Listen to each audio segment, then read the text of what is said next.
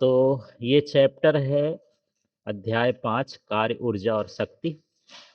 तो इसके important question देखते हैं जो वार्षिक परीक्षा के लिए ज़रूरी हैं फिलहाल। फिर भी यदि जिन्हें सारे प्रश्नों का उत्तर देखना है वो एलके फिजिक्स ऐप डाउनलोड कर सकते हैं। पर देखते हैं इसमें। तो इसमें क्वेश्चन है फर्स्ट वाला, निम्नलिखित में से ऊर्जा का मात्रक नहीं है। तो इसमें वाट जो है ये शक्ति का मात्रक होता है, बाकी ये सभी ऊर्जा के मात्रक हैं। फिर इसके बाद यहाँ क्वेश्चन देख लेते हैं थर्ड वाला, अप्रत्यास्थ संघट्ट में संरक्षित होता है। तो अप्रत्यास्थ संघट्ट में क्या होता है? संरक्षित। मान लो यहाँ पर आगे आगे अच्छा है क्वेश्चन, 4 नंबर है, प्रत्यास्थ संघट्ट आ गया। तो इसमें गतिज ऊर्जा भी संरक्षित होती है और संवेग भी संरक्षित होता है। मतलब यहाँ पर आंसर क्या हो जाएगा? दोनों। तो आपको देखना है कि ये प्रत्यास्थ आ रहा है कि अप्रत्यास्थ आ रहा है, उसके हिसाब से आंसर देना है। अप्रत्यास्थ में केवल क्या रहेगा? संवेग। और प्रत्यास्थ में संवेग और गतिज ऊर्जा दोनों रहेगी। अब यहाँ पर देख लेते हैं छठवें वाले प्रश्न में। यहाँ पर कुछ ग्राफ बने हैं। एक व्यक्ति किसी वस्तु को निम्नानुसार मार्ग से ए से बी तक पृथ्वी तल से एच ऊंचाई तक पहुंचाता है, किस स्थिति में किया गया कार्य अधिक होगा? तो देखो, एक व्यक्ति यहाँ से ऐसे सीढ़ी से ले लेके या कहाँ तक जाता है, ये बी तक गया। एक व्यक्ति ऐसे चला गया और एक व्यक्ति ऐसे चला गया, लेकिन सबकी ऊंचाई क्या है? एच है ना? तो यहाँ पर किया गया कार्य सभी में कैसा होगा? समान। क्योंकि जो कार्य होता है वो विस्थापन पर निर्भर करता है, दूरी पर निर्भर नहीं करता है। तो विस्थापन सबका क्या है? एच है ना? विस्थापन माने प्रारंभिक स्थिति से अंतिम स्थिति के बीच की दूरी। ठीक है। अब यहाँ पर नेक्स्ट क्वेश्चन है, धरातल पर किसी वस्तु की स्थितिज ऊर्जा होती है। तो जो धरती की सतह होती है, धरातल माने धरती का तल, वहाँ पर स्थितिज ऊर्जा का मान क्या होता है? शून्य होता है। फिर 8वें प्रश्न को देखते हैं, यदि पिंड का वेग दोगुना कर दिया जाए तो उसकी गतिज ऊर्जा क्या होगी? तो इसको अंदाज से नहीं, इसको हल करके देखना है। 1/2 क्या होता है? mv²। अब यहाँ पर k बराबर 1/2 m, वेग को क्या कर दिया है? 2 गुना, है ना? तो 2 भी लिख देंगे, इसका स्क्वायर कर देंगे। 1/2 और ये क्या हो जाएगा? m, ये हो जाएगा v² और 2 का वर्ग करोगे तो कितना हो जाएगा? 4। तो ये तो गतिज ऊर्जा का सूत्र हो गया। तो कितना बढ़ जाएगी? 4 गुना बढ़ जाएगी। ठीक है ना? मतलब ये समझो कि वर्ग कर देना है। यदि बोले कि 3 गुना वेग बढ़ा दें तो गतिज ऊर्जा क्या हो जाएगी? 3 त्रिकाई 9 गुना, है ना? ऐसे। इसके बाद यहाँ पर खाली स्थान वाले प्रश्नों को देखते हैं। तो यहाँ प्रश्न है, किसी वस्तु पर किया गया कार्य उसकी खाली स्थान में परिवर्तन के बराबर होता है। तो ये किसके बराबर होता है? गतिज ऊर्जा में परिवर्तन की। ये कार्य ऊर्जा प्रमेय भी कहलाता है ना? और घर्षण बल द्वारा किया गया कार्य कैसा होता है ना? घर्षण बल द्वारा किया गया कार्य क्या होता है? ऋणात्मक होता है। अब देखिए, बंद पथ में संरक्षी बल द्वारा किया गया कार्य खाली स्थान होता है। तो ये क्या होता है? शून्य। बंद पथ का मतलब ये है कि मान लो एक धरती से पत्थर को फेंकते हो, ऊपर गया और ऊपर आके फिर वहीं पर आकर के गिर गया, तो इसका पथ कैसा हो गया? बंद हो गया। तो विस्थापन कितना हुआ? शून्य हुआ। वहीं का वहीं पहुंच गया तो विस्थापन कितना हुआ? शून्य। तो बल भी कितना हो जाएगा? शून्य। फिर यहाँ पर देखिए, कार्य करने की दर को खाली स्थान कहते हैं। तो क्या कहते हैं? शक्ति कहते हैं। अब यहाँ ये भी प्रश्न है, ये भी इम्पोर्टेंट है, असंरक्षी बल द्वारा किया गया कार्य खाली स्थान पर निर्भर करता है। तो ये पथ पर या मार्ग पर निर्भर करता है। मान लो एक शब्द हटा दे, यहीं पर संरक्षी बल द्वारा किया गया कार्य पथ पर निर्भर नहीं करता है। संरक्षी वाला होगा तो पथ पर निर्भर नहीं करेगा, असंरक्षी होगा तो पथ पर निर्भर करेगा। अब यहाँ देखिए, दृढ़ स्प्रिंग का स्प्रिंग नियतांक मृदु स्प्रिंग के स्प्रिंग नियतांक से खाली स्थान होता है। तो दृढ़ का मतलब कठोर से है और यहाँ मृदु का मतलब मुलायम से है। तो जो जितना कठोर होगी स्प्रिंग, उसका स्प्रिंग नियतांक उतना ही अधिक होगा। तो यहाँ पर दृढ़ स्प्रिंग का जो नियतांक है मृदु स्प्रिंग से, स्प्रिंग नियतांक का मान कैसा होगा? अधिक होगा। समझ में आ गया? फिर देख लेते हैं 7वां प्रश्न है, पृथ्वी की भ्रंश रेखा में खाली स्थान ऊर्जा होती है, तो उसमें क्या होती है? स्थितिज ऊर्जा। भ्रंश रेखा का मतलब ये है कि जो पृथ्वी की निचली सतह है ना, ऐसे चट्टानों से जुड़ के बनी है ऐसे, तो बीच बीच में एक खाली खाली स्थान पट्टियां बनी हुई हैं, इनको हम क्या बोलते हैं? भ्रंश रेखा बोलते हैं। जब कभी भूकंप आता है तो यह हिल जाता है, जिससे पूरा पृथ्वी हिल जाती है। तो इसके अंदर कौन सी ऊर्जा रहती है? स्थितिज ऊर्जा। ठीक है। इस तरह से भ्रंश रेखा का मतलब है कि उसके आंतरिक भागों में पट्टियां बनी हुई हैं, माने पत्थर आपस में ऐसे लगे हुए हैं। इसके बाद 8वां भी देख लेते हैं। तो 1 जूल का मान अर्ग में कितना होता है? 10 की घात 7 अर्ग। फिर ये भी देखिए, दो पिंडों के बीच अल्प समय के लिए अंतर क्रिया खाली स्थान कहलाती है। तो ये क्या कहलाएगा? संघट। अंतर क्रिया हो या टकराना हो, अल्प समय के लिए यदि दो पिंड अंतर क्रिया करते हैं या टकराते हैं तो उस क्रिया को हम क्या कहते हैं? संघट्ट कहते हैं। अब यहाँ पर थोड़ा 11वां नंबर का भी प्रश्न देख लेते हैं। यांत्रिक ऊर्जा बराबर गतिज ऊर्जा धन स्थितिज ऊर्जा। जो यांत्रिक ऊर्जा होती है गतिज ऊर्जा और स्थितिज ऊर्जा के योग के बराबर होती है। फिर यहाँ पर देखते हैं, बल विस्थापन वक्र के बीच घिरा क्षेत्रफल खाली स्थान को बताता है। तो जब क्षेत्रफल की बात हो तो उनका गुणा कर देते हैं, जैसे बल और विस्थापन का गुणा कर देंगे। तो बल गुणे विस्थापन बराबर क्या होता है? कार्य। तो यहाँ पर सही उत्तर क्या हो जाएगा? कार्य हो जाएगा। को भी देख लेते हैं। सही विकल्प का चयन करना है। 1 एचपी का मान कितना होता है? 746 वाट। अच्छा, आपको ये समझना है कि यदि यहाँ पर ये जोड़ी में दिया है तो यही मान खाली स्थान में पूछ सकता है, विकल्प में भी पूछ सकता है। मतलब आपको ये समझना है कि किसी फॉर्मेट में आ सकता है 1 नंबर का प्रश्न। 1 इलेक्ट्रॉन वोल्ट का मान ये होता है 1.6 गुणे 10 की घात -19 कूलाम। 1 के डब्ल्यू एच का मान कितना होता है? 3.6 गुणे 10 की घात 6 जूल। 1 कैलोरी का मान होता है 4.18 जूल। और यहाँ पर 1 किलोग्राम से जो ऊर्जा निकलती है वो है 9 गुणे 10 की घात 16 जूल। इस तरह से यहाँ पर जोड़ी मिलाना है। इसकी दूसरी जोड़ी भी देख लेते हैं जिसमें सूत्र लिखे हुए हैं ना, जैसे गतिज ऊर्जा का ढूंढ के बताओ क्या है गतिज ऊर्जा का सूत्र? हाँ, 1/2 mv²। स्थितिज ऊर्जा का बता दो, ये क्या हो जाएगा? mgh। शक्ति का क्या है? हाँ, कार्य करने की दर W/T हो गया। और कार्य का क्या है? ये F/d बल गुणे विस्थापन। और द्रव्यमान ऊर्जा संबंध या तुल्यता क्या है? mc²। इस तरह से इसकी जोड़ी मिलाना है। अब यहाँ पर देख लीजिए, एक वाक्य में उत्तर लिखिए। यदि कोई मशीन 10 सेकंड में 100 जूल का कार्य करे तो उसकी शक्ति क्या होगी? तो देखिए, शक्ति का सूत्र होता है P बराबर W/T। W का मान कितना दिया है? 100। T का मान कितना दिया है? 10।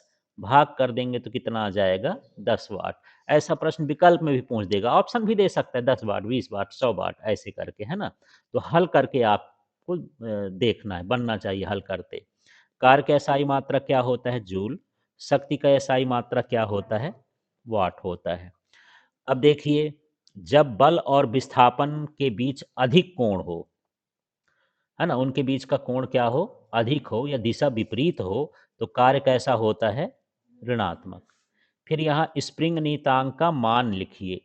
तो जो स्प्रिंग नियतांक होता है K होता है F/x, ये सूत्र होता है। तो इस हिसाब से देखेंगे तो क्या हो जाएगा? न्यूटन प्रति मीटर। फिर द्रव्यमान ऊर्जा तुल्यता संबंध E क्या सूत्र होता है? E = mc²। ये तो उसमें भी आ गया था जोड़ी वाले में, है ना। अब एक विमीय संघट्ट किसे कहते हैं? तो जब दो वस्तुएं संघट्ट के पूर्व और संघट्ट के पश्चात सरल रेखा में गति करती हैं तो इसे एक विमी संघट्ट कहते हैं। माने यदि दो चीज़ें ऐसे समझ लो कि एक ये छर्रा है ये और दूसरा ये छर्रा या कंचा कुछ भी समझ लो। अब ये एक रेखा है सीधी, आप इसको धक्का मारे तो टकराने के बाद भी इसी रास्ते में जाए, इधर-उधर ना जाए, तब हम जान लेंगे कि ये कैसा हो गया, एक विमी संघट्ट हो गया। तो ये संघट्ट के पूर्व भी सरल रेखा में चल रहे हैं और संघट्ट के बाद भी सरल रेखा में चलें, तो ऐसे को हम क्या बोलते हैं, एक विमी संघट्ट। इसके बाद यहाँ पर आगे का प्रश्न हम देखते हैं जो 3 अंकों वाला प्रश्न है ना, तो इसमें प्रश्न देखिए, शक्ति एवं कार्य में अंतर लिखिए। तो कार्य करने की दर को क्या कहते हैं, शक्ति। यहाँ पर कार्य आ जाए या ऊर्जा आए, कार्य करने की क्षमता को क्या कहते हैं, ऊर्जा कहते हैं। मान लो ऊर्जा आए तो ये लिख देना कार्य करने की क्षमता को ऊर्जा कहते हैं, और यदि कार्य ही आ गया तो बल और विस्थापन के गुणनफल को क्या कहते हैं, कार्य। ऐसे दो तरह से परिभाषा दे सकते हो यहाँ पर। जो शक्ति है ये किस पर निर्भर करता है, समय पर। जानते हो P इक्वल टू क्या होता है, W अपॉन टी, माने समय पर निर्भर करता है।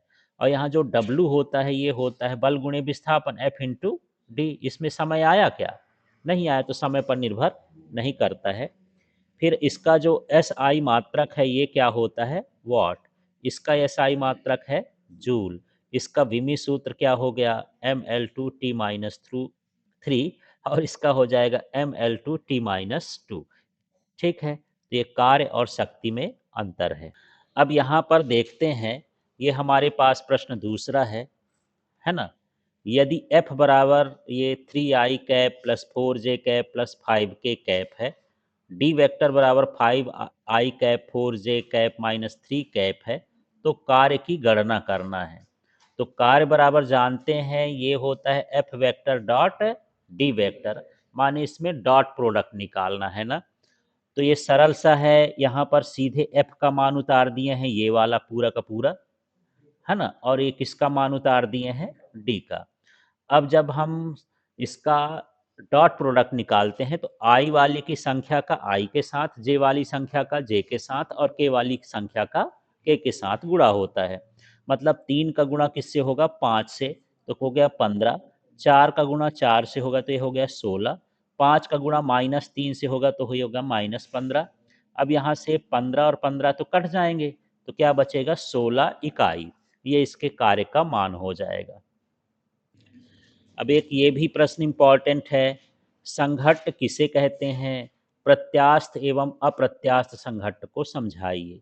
तो अभी जो ऊपर पढ़े थे कि दो पिंड जो हैं अल्प समय के लिए अंतर क्रिया करते हैं, उसे क्या कहते हैं, संघट्ट। अपने हिसाब से भी परिभाषा बना सकते हो। तो देखो, वह विलगित घटना जिसमें दो वस्तुएं अल्प समय के लिए अंतः क्रिया करती है संघट्ट कहलाती है। यदि आपको ये नहीं लिखना है तो आप सीधे लिख सकते हो कि वह घटना जिसमें दो पिंड या दो वस्तुएं अल्प समय के लिए क्या करें, अंतर क्रिया करें, उसे क्या कहेंगे, संघट्ट।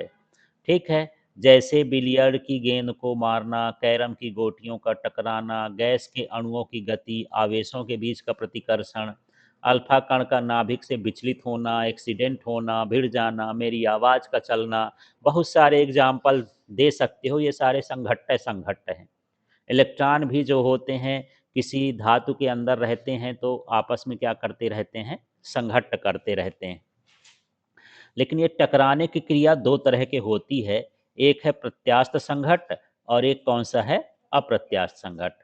तो वह संघट्ट जिसमें रेखी संवेग और गतिज ऊर्जा दोनों संरक्षित होती है उसे हम क्या कहेंगे, प्रत्यास्थ। जैसे परमाणुओं का टकराना या गैस के अणुओं का टकराना भी लिख सकते हो। हाथी दांत के गोलियों का टकराना, हाथी दांत की गोलियां बनाई जाती कंचा जैसे, है ना, वो आपस में टकराती हैं तो प्रत्यासंघट्ट करती हैं। वायु के कणों का टकराना, ठीक है ना। इसके बाद यहाँ अप्रत्यास्थ संघट्ट जिसमें केवल क्या हो, रेखी संवेग भर संरक्षित होता है, गतिज ऊर्जा संरक्षित नहीं होती है, उसे हम क्या कहते हैं, अप्रत्यास्थ संघट्ट। जैसे वाहन का टकराना, बंदूक की गोली का किसी लकड़ी के भीतर घुस जाना, है ना, ये सब क्या कहलाता है, अप्रत्यास्थ संघट्ट। अब यहाँ पर ये अक्सर पूछे जाना वाला प्रश्न है, इम्पॉर्टेंट है। कार्य ऊर्जा प्रमेय लिखिए तथा इसे क्या करना है, सिद्ध करना है। तो देखिए, किसी वस्तु पर बल द्वारा किया गया कार्य गतिज ऊर्जा में परिवर्तन के बराबर होता है। कुल मिला के आपको ये समझना है कि ये जो सूत्र लिखा है, ये W बराबर क्या लिखा है, डेल्टा के। इसी को पढ़ा देना है कि ये कार्य जो है, ये के माने गतिज ऊर्जा और डेल्टा माने परिवर्तन के बराबर होता है। तो किसी बल द्वारा किया गया कार्य गतिज ऊर्जा में परिवर्तन के क्या होता है, बराबर। इसे ही क्या कहते हैं, कार्य ऊर्जा प्रमेय। इसका कथन जो है, 1 नंबर में भी आ जाए, 2 नंबर में आ जाए तो कथन भर लिखना है, लेकिन सिद्ध करने के लिए वो 3-4 में भी आ सकता है। तो थोड़ा आगे बढ़ चलेंगे। तो यहाँ ज़्यादा इशू नहीं है, यहाँ पर निगमन करेंगे। आप यहाँ से लिखिए गति के तृतीय नियम से, है ना। तो नियम नहीं, ये नियम नहीं है, गति के तृतीय समीकरण से समीकरण लिखना है, ठीक है। तो ये क्या होता है, 2as equal to v square minus u square. अगले स्टेप में क्या किए हैं, देखो, दोनों पक्षों में m/2 का क्या करना है, गुणा। तो देखो यहाँ पर मेरे पास ये है ना, 2, आप अलग से भी एक स्टेप बढ़ा सकते हो, 2s है, फिर यहाँ वी स्क्वायर है, माइनस यू स्क्वायर है। अब मेरा मन पड़ रहा है कि इसमें m/2 का गुणा कर दूं, इसमें भी m/2 का कर दूं, इसमें भी m/2 का कर दूं, ऐसे गुणा कर देंगे। तो 2 2 कट जाएगा, तो यहाँ क्या आया, MAS। यहाँ 1/2 M भी स्क्वायर हो जाएगा, 1/2 अलग कर दिए, यहाँ क्या हो जाएगा, 1/2 MU स्क्वायर। अब MA का सूत्र पढ़े होगे, MA बराबर क्या होता है, F भर होता है, बल। तो यहाँ नीचे क्या बच गया, FS। और बल गुणे विस्थापन क्या होता है, कार्य। तो कार्य बराबर ये हो गया। इस तरह से आपको यहाँ पर इसका निकालना है। तो ये हो गया, कार्य गतिज ऊर्जा में परिवर्तन के बराबर होता है। अब यहाँ पर ये KF का मतलब ये है कि यहाँ पर ये अंतिम गतिज ऊर्जा, फाइनल गतिज ऊर्जा, और ये प्रारंभिक वेग है, तो ये हो जाएगा इनिशियल गतिज ऊर्जा माने KI। आप हिंदी से भी लिख सकते हो K, और नीचे लिख देना अंतिम, और यहाँ K लिख देना है क्या, प्रारंभिक। तो अंतिम में से प्रारंभिक को घटाएंगे तो उसका अंतर आ जाएगा, परिवर्तन, परिवर्तन को डेल्टा लिख देते हैं, ठीक है। अब जैसे मैं बोला था कि आप सीधे यहाँ से चालू करो, तो फिर लास्ट में आप जहाँ करके लिख दो, जो जो भी आया, जैसे ए आया तो लिख दो ए बराबर त्वरण, एस बराबर विस्थापन, वी बराबर अंतिम वेग, यू बराबर प्रारंभिक वेग, एम बराबर द्रव्यमान, डब्ल्यू बराबर कार्य, के बराबर गतिज ऊर्जा, एफ बराबर बल। तो जो जो इसमें आया है लास्ट में उसको जहाँ करके हम लिख सकते हैं। फिर देखिए, पांचवा इसका प्रश्न देखते हैं। गतिज ऊर्जा और संवेग में संबंध, यह सूत्र लिख देता है, P बराबर √2m के, स्थापित करिए, ठीक है। तो सबसे पहले हमको क्या लिख लेना है, संवेग, है ना। यदि आप ये जो मैं लिखा हूँ ये वाला कि इसका द्रव्यमान है, वेग है, गतिज ऊर्जा है, ये नहीं लिखना है तो आप लास्ट में भी लिख सकते हो जहाँ करके। तो यहाँ पर सीधे आप लिख लेना, वस्तु का क्या लिखोगे, संवेग, और ये सूत्र लिख देना P इक्वल टू mv। इसके बाद यहाँ से आपको v का मान निकालना है, तो क्या हो जाएगा, P/m। फिर लिख दोगे वस्तु की गतिज ऊर्जा। तो गतिज ऊर्जा का सूत्र तो जानते हैं, 1/2 mv² होता है। अब यहाँ पर v का मान क्या है, P/m। तो ये P/m लिख देंगे। अब यहाँ से मैं डायरेक्ट कर दिया हूँ, पर एक स्टेप आप इसके आगे बढ़ा सकते हैं, k बराबर 1/2 m गुणे P² और बटे में क्या हो जाएगा, m²। ये स्क्वायर है ना, तो इसका स्क्वायर खोलेंगे तो दोनों में आएगा, इससे ये m कैंसिल हो जाएगा। अब इस 2 को और 2 को इधर भेज दो तो क्या हो जाएगा, ये 2mk बराबर क्या बचा, P²। अच्छा, P² आएगा। अब यहाँ पर जो है P बराबर क्या हो जाएगा, √2m k। इस तरह से P का मान हो जाएगा। तो यहाँ छठवां प्रश्न है, शक्ति किसे कहते हैं। शक्ति के लिए सूत्र P बराबर F/v को स्थापित करना है, शक्ति का सूत्र, हाँ, FV। तो यहाँ पर देख लेते हैं, कार्य करने की दर को क्या कहते हैं, शक्ति। तो शक्ति का सूत्र क्या होता है, P बराबर W/T। इसी का शब्द बना है, ये है कार्य और समय को बोलते हैं बटे में हो तो दर। तो कार्य करने की दर क्या कहला गई, शक्ति। अब हमको निकालना है तात्क्षणिक शक्ति। तात्क्षणिक शक्ति वह शक्ति कहलाती है जिसका मान लगातार बदलता रहता है, तो हम उसी क्षण देखें। जैसे आप घड़ी देख रहे होगे, आपके सामने लगी है, तो उसमें हर टाइम सेकंड बार बार चेंज हो रहा है, तो कैसा कहलाएगा ये, तात्क्षणिक, है ना। उसी क्षण हम देखें तो कितना हुआ। आगे का स्टेप देखो, तो जो ऊपर का सूत्र है उसमें कुछ फर्क नहीं पड़ा, केवल W के सामने D लग गया और T के सामने भी क्या लग गया, D। D लग जाने का मतलब थोड़ा सा कार्य थोड़ा सा समय। ठीक, अब हम मान रखते हैं, D/dt तो लिख दिए हैं, W का मान क्या होता है, Fs, बल गुणे विस्थापन होता है। ये वेक्टर ऑप्शनल है, आप चाहो तो लगाओ, ना चाहो तो ना लगाओ, जरूरी नहीं है। इसमें F जो है मैं बाहर कर दिया, तो ये क्या हो जाएगा, ds/dt। ds माने विस्थापन और dt माने समय। तो विस्थापन बटे समय क्या होता है, वेग होता है। लास्ट में हमको जहां करके फिर ऐसे लिख देना है, W माने कार्य, T माने समय, F माने बल, S माने विस्थापन, V माने वेग। ऐसा जो भी सूत्र में आता है, ये दिमाग में कॉमन रखा करो कि लास्ट में हमको इसको लिखना है। अब यहाँ पर हमारे पास 7वां प्रश्न है और इस प्रश्न को देखते हैं। कोई बाइक 5 मीटर प्रति सेकंड के एक समान वेग से गतिमान है, माने ये वेग का मान दे दिया है। यदि सड़क द्वारा टायर पर 300 न्यूटन का घर्षण बल आरोपित किया जाता है, तो बाइक के इंजन की शक्ति क्या है। तो अभी शक्ति का सूत्र पढ़ ही लिए हो, यहाँ बल का मान कितना दिया है, 300 न्यूटन, वेग का मान कितना दिया है, 5 मीटर प्रति सेकंड। शक्ति का सूत्र क्या होता है, P=Fv। F का मान कितना है, 300, V का मान कितना है, 500, गुणा कर देंगे तो कितना हो गया, 1500 वाट। इसी तरह से शक्ति का एक और ये प्रश्न है, इसको भी देख लेते हैं। किसी भवन भूतल पर लगा पंप 30 मीटर क्यूब आयतन की पानी की टंकी को 15 मिनट में भर देता है। यदि टंकी भूतल से 40 मीटर ऊपर हो तो पंप द्वारा व्यय की गई शक्ति का मान ज्ञात करना है ना। भूतल माने जमीन की सतह पर एक मशीन लगी हुई है और घर के ऊपर एक टंकी रखी हुई है। टंकी कितना ऊपर रखी हुई है, 40 मीटर, ठीक है। और उसको 15 मिनट में उस टंकी को भर देता है जिसकी क्षमता इतनी है। तो चलिए सबसे पहले हम यदि शक्ति निकालेंगे तो शक्ति के लिए मुझे कार्य निकालना पड़ेगा। तो कार्य तो दिया नहीं है ना। तो वो कार्य के लिए हम सूत्र निकालेंगे स्थितिज ऊर्जा। कार्य के लिए क्या निकालेंगे, स्थितिज ऊर्जा। स्थितिज ऊर्जा का सूत्र होता है mgh। क्या इसमें m दिया है, नहीं दिया है, तो m के लिए सूत्र होता है घनत्व गुणे आयतन। तो आयतन कितना दिया है उसमें देख लोगे, आयतन ये दिया है कितना, 30। घनत्व दिया है क्या, नहीं दिया, पर पानी का घनत्व 1000 घन मीटर प्रति किलोग्राम होता है। ये पानी का घनत्व है, इसमें ना दिया रहेगा, ये 30 हो गया, तो कितना आ गया, ये 30,000 किलोग्राम। इस तरह से m का मान हो गया, ठीक है। समय तो इसमें दिया है कितना, 15 मिनट।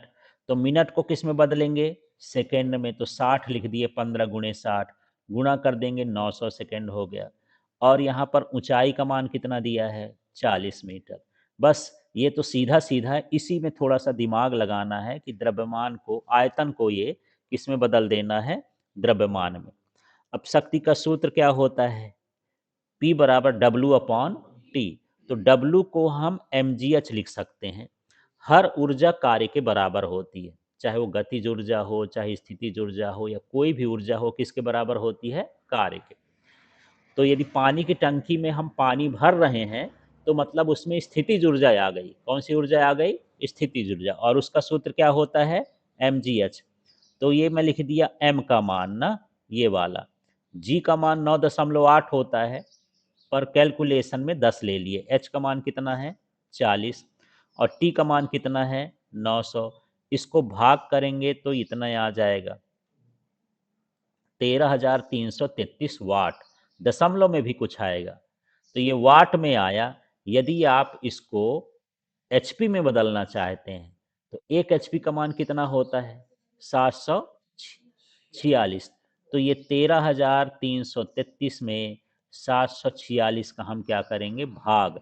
तब ये 17.8 एचपी, माने इतने एचपी उसकी शक्ति होनी चाहिए इंजन की।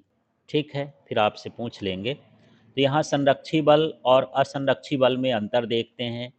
इसके द्वारा किया गया कार्य पथ पर निर्भर नहीं करता, बल्कि वस्तु की प्रारंभिक स्थिति और अंतिम स्थिति पर निर्भर करता है। ये संरक्षी बल है। और इसके द्वारा किया गया कार्य पथ पर निर्भर करता है। ठीक है। ये ऑप्शनल है, यहाँ से ये लाइन आपको लिखना हो तो ठीक है, नहीं इतना भर लिख सकते हो। कार्य के पथ पर निर्भर नहीं करता, ये कार्य के पथ पर निर्भर करता है। ठीक। इसके बाद यहाँ पर देखिए, बंद पथ में किया गया कार्य शून्य होता है, मतलब उसमें बंद पथ में किया गया कार्य शून्य नहीं होता है। ठीक है। किया गया कार्य स्थितिज ऊर्जा के रूप में संचित होता है, इसमें कोई ऊर्जा के रूप में संचित नहीं होता। उदाहरण है गुरुत्वीय बल है, वैद्युत बल है, चुंबकीय बल है। और यहाँ पर घर्षण बल है, श्यान बल है, अपरूपण बल है, या जो हम बल लगाएं, है ना, मशीन लगाए, इंजन लगाए, ये सारे बल क्या कहलाते हैं? असंरक्षी बल कहलाते हैं। अब देखते हैं जो प्रश्न 4 अंकों में पूछे जा सकते हैं। तो 4 अंकों के प्रश्नों का पैटर्न ये होता है कि ये 1 अंक में, 2 अंक में, 3 अंक में, 4 अंक में किसी फॉर्मेट में पूछे जा सकते हैं, है ना। कहीं छोटा बड़ा इसी का टुकड़ा टुकड़ा करके भी पूछा जा सकता है। तो यहाँ प्रश्न है, ये सदिशों का कौन सा गुणनफल है? अदिश गुणनफल। और इसके हमको क्या लिखना है? गुण। तो सीधा है, ये सदिश लिखा है, इसी से परिभाषा। यदि दो सदिशों का गुणनफल अदिश होता है ना, दो सदिशों सदिश राशियों का गुणनफल क्या हो? अदिश राशि प्राप्त हो, तो इसे हम क्या कहते हैं? अदिश गुणनफल। गुणा कर रहे हैं सदिशों का और मिल क्या रहा है? अदिश, तो उसे हम क्या कहेंगे? अदिश गुणनफल। ठीक है। अच्छा, इसके बाद ये ऑप्शन में है, इसको चाहो तो लिख सकते हो कि यह दोनों सदिशों के परिमाण और उनके बीच बने कोसाइन कोण के गुणनफल के बराबर होता है। यदि आपको ये नहीं लिखना है तो सीधे सूत्र लिख देना, ए वेक्टर डॉट बी वेक्टर बराबर ए बी कॉस थीटा। ये वाला ऑप्शन के लिए है। ठीक है, उसी का शब्द बना है। अब इसके गुण देख लेना है। तो गुण जो है इसी सूत्र से बनाना है। तो 3 ठो कोण लो पहले। गुण बनाने का तरीका ये है, एक बार 0 कोण लो, एक बार 90 कोण लो, एक बार 180 कोण लो। 3 ठो गुण तो इसी में बन जाएंगे। जब 0 लोगे तो समांतर कहलाएगा, 90 लोगे तो लंबवत कहलाएगा, और 180 लोगोगे तो विपरीत कहला जाएगा। तो माने जब दोनों कैसे हों? समांतर। तो समांतर होंगे तो यहाँ 0 ले लोगे, सूत्र तो यही है। तो कॉस 0 का मान कितना हुआ? 1। तो मान कितना हो गया? A B. जब लंब लोगे तो यहाँ कॉस 0 की जगह 90 लिख दोगे, है ना। तो कॉस 90 का मान शून्य होता है, तो शून्य। माने जब ये लंबवत होंगे तो गुणनफल का मान क्या होगा? शून्य होगा। इसके बाद यदि दोनों विपरीत हैं तो 180 का मान -1 होता है कॉस 180 का, तो ये माइनस ए बी हो जाएगा। गुणनफल ऋणात्मक हमको प्राप्त हो जाएगा। फिर आगे देखो, एक क्रम विनिमय नियम का पालन करता है, माने ए में बी का गुणा कर दें या बी में ए का गुणा कर दें, मान वही आता है, कोई फर्क नहीं पड़ता। फिर यह वितरण नियम का पालन करता है। जैसे ए वेक्टर है और इसमें हमको बी प्लस योग का वितरण नियम इसको बोलते हैं। तो ए का गुणा बी से और ए का गुणा क्या है? सी से कर देंगे, तो ये A vector dot B vector plus A vector dot A C vector हो जाएगा। इसका कहने का मतलब ये है कि आप इसको जोड़ करके फिर ए में गुणा कर दो, या फिर गुणा करके फिर जोड़ दो, तो कोई फर्क नहीं पड़ता है, वही आता है। ठीक है। अब उसी सदिश का उसी सदिश में गुणनफल देखो, ए में ए का ही कर दिए, तो कोण उसी में उसी का कोण कितना होता है? 0। तो ये कितना आ जाएगा? ए का स्क्वायर, क्योंकि कॉस 0 का मान कितना होता है? 1 होता है। ये थ्योरी वाला प्रश्न है तीसरा।